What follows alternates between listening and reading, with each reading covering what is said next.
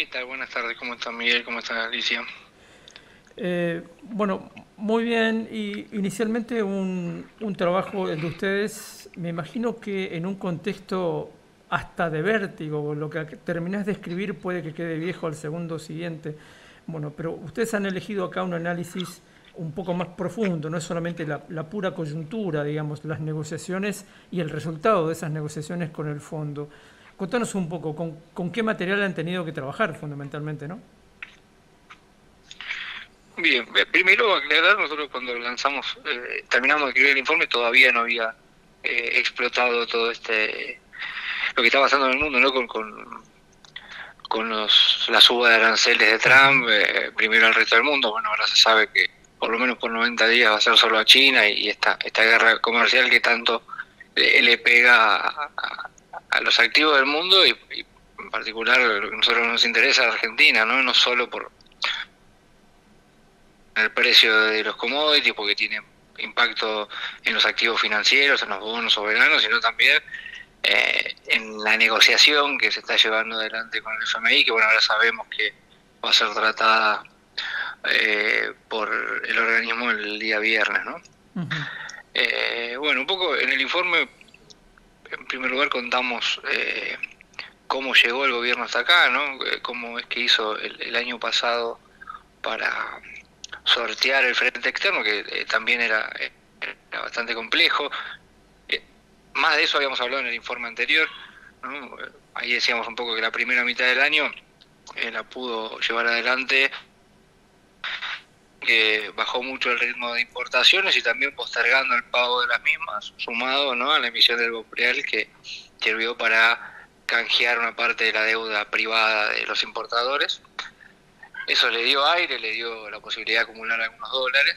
La segunda mitad del año, con el blanqueo, ¿no?, y la emisión de deuda privada, que es un mecanismo por el cual el Banco Central también accede a reservas, pero que ya en 2025 esas variables no estaban, y dado el ritmo de ventas de las últimas semanas del Banco Central, dado el alto nivel de pagos por deuda externa que tiene que enfrentar Argentina en este año, bueno, la última variable que quedaba era el FMI. Digo, en un momento se barajó la posibilidad de salir al mercado, emitir nueva deuda, cuando el riesgo país estaba cerca de los 600 puntos. Bueno, hoy ya eso parece lejano, ¿no? Con Ujú. un riesgo país arriba de 1000.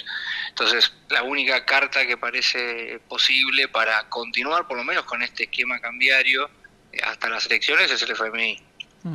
Y después lo que decimos ahí, bueno, incluso si el FMI termina por cerrar el acuerdo, ¿no?, que ahí un poco contamos, bueno, cuáles son las alternativas. Se habla de un préstamo final de 20 mil millones de dólares, pero lo que no está claro es todavía cuál va a ser el desembolso. Incluso luego del comunicado de ayer del staff del FMI, que aclaran que se llegó al acuerdo final, ¿no? No hay detalle de cuál va a ser el Claro. desembolso ni cómo va a ser el cronograma de esos desembolsos. U- Entonces, Ustedes en base a plantean distintas... tres hipótesis ahí en el informe. Sí, tres, cuatro te diría, Ujú, cuatro ujú. hipótesis, ¿no? Dos, teniendo como base que el FMI desembolsa solo el 40% del préstamo final, es decir, 8 mil millones de dólares de los 20 mil millones, pero en uno de esos escenarios con devaluación inicial exigida por el fondo, y en otra sin devaluación inicial, es decir, con lo que intenta continuar el gobierno, y otros dos escenarios iguales, ¿no?, pero con 20 mil millones de dólares de desembolso. Uno en donde el gobierno continúa hasta las elecciones con este crawling peca al 1%, y otro en donde decide o salir del cepo, en un caso más extremo, o la unificación cambiaria o la libre flotación, ¿no? Bien. En cada uno de esos escenarios, bueno, vemos distintas probabilidades de éxito, ¿no? El éxito sería, digo, llegar a las elecciones con un tipo de cambio estable y con eh, una inflación que por lo menos no se dispara. Ujú. En el primer caso, con 8 mil millones de dólares, bueno, la verdad que parece un monto, en primer lugar, que es parece bajo para los vencimientos que tiene por delante Argentina, solo en julio vencen más de 4.000 millones de dólares de deuda externa. Además hay pagos menores de organismos multilaterales de crédito, ¿no? Pero si el esquema continúa tal cual, no hay salto cambiario, no hay... Que hoy por hoy parece difícil, ¿no? Por lo que exige el fondo, pero caso que el gobierno logre ese acuerdo, bueno, la verdad que con 8.000 millones de dólares nos parece poco probable que el gobierno llegue con las cuentas ordenadas a las elecciones. Digo, lo más probable es que el ritmo de venta por el Banco Central continúe y a más tardar en julio esos 8.000 millones de dólares se terminen de gastar, y bueno, ahí el gobierno estaría en la misma situación que hoy, pero ya sin la carta del FMI. Claro. Si en cambio otorga esa devaluación del 20-30%, que es lo que se rumorea, bueno, ahí va a ser muy importante qué es lo que pase con los precios y esas expectativas. Si esa devaluación no se traslada, por lo menos de forma completa, a precios, si esa devaluación logra anclar las expectativas y eso hace que el Banco Central deje de vender reservas y empiece a una situación en que el gobierno va a llegar con un poco más de inflación, pero sin esta situación extrema y frágil del frente externo, ¿no? Hasta las elecciones, pues ahí se verá. Probable que necesite volver a devaluar, ¿no? Claro. O emitir nueva deuda, porque en 2026 los vencimientos son mucho mayores. Tal cual.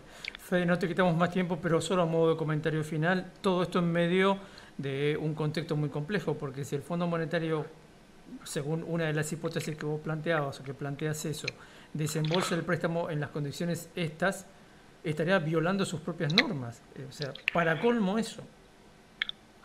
El fondo, decís, estaría violando... Sí, bueno, como lo violó con el préstamo de 2018, ¿no? Sabes Claro. que el Fondo Monetario, en definitiva, también tiene intereses políticos, en general responde más a Occidente que a Oriente, y sobre todo a Estados Unidos. Entonces ahí es así y va a continuar siendo. Por eso no nos sorprende no nos sorprendería que el FMI otorgue, o sea, una cifra mayor. Claro. Bien, Fede, como siempre te agradecemos muchísimo la atención que nos has brindado. No, gracias a ustedes por llamar. Hasta luego. Federico Cirulnik charlaba con nosotros desde CESO, el Centro de Estudios Económicos y Sociales Scalabrini Ortiz.